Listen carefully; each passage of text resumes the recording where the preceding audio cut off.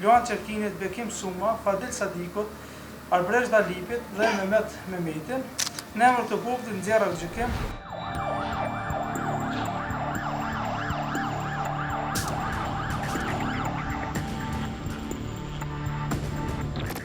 Gjykata e Prishtinës i ka liruar nga akuza Bejtullah Mehmetin, Luan Qerkinin, Bekim Sumën, Fadil Sadikun, Arbresh Dalipin, Mehmet Mehmetin dhe Afet Dalloshin, që akuzohen se kanë bërë shpërthimin në lokalin Sekiraqa në vitin 2007.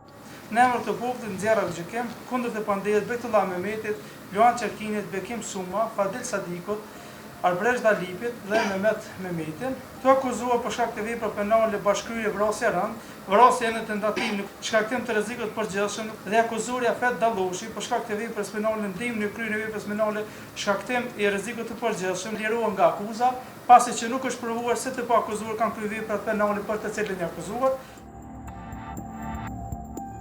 Sipas prokurorisë, shpërthimi në lokal është bërë nga të akuzuarit në shenjë hakmarrje për vrasjen e polisit Triumf Riza.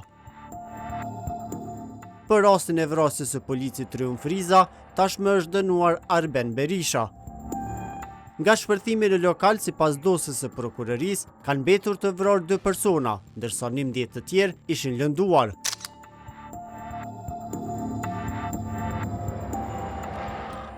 Sipas prokurorisë, bombën nuk ishin arritur ta vendosin brenda lokalit, pasi kishte qenë dera e mbyllur, por e kishin vendosur poshtë shkallëve të lokalit. Të akuzuarit janë liruar për veprat penale, vrasje e rënd, vrasje në tentativë dhe shkaktim me rreziku të përgjithshëm.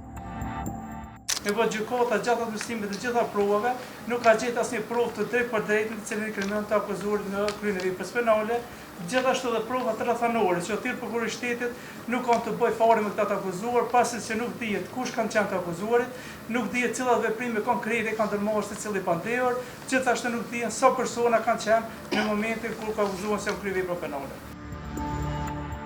Për këtë rast, në vitin 2016 të akuzuarit ishin liruar nga gjyqtarët e Oleksit, por rasti ishte kthyer në rigjykim nga gjykata e apelit.